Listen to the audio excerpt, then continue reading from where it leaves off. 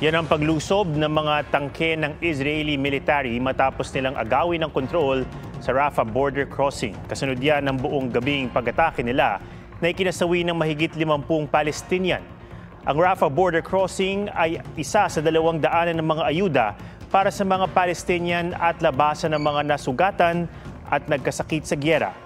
Ngayong sarado na ang 2 lusutan, nangangamba ang United Nations kung paanong makakapasok ang tulong sa Gaza.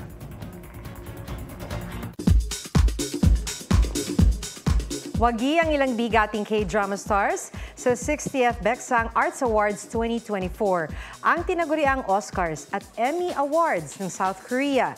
Ang action series na Moving ang nanalo ng Daesang o ang Grand Prize Award. Best Drama ang series na My Dearest, kung saan wagi rin bilang Best Actor for a Series ang bida nitong si Nam Gung Min. Si Lee Hani ng Night Flower ang Best Actress. Habang kinilalang Best New Actor and Best Actress for Film naman, sina Lee Do-yoon at Kim Go-yoon para sa Exhuma.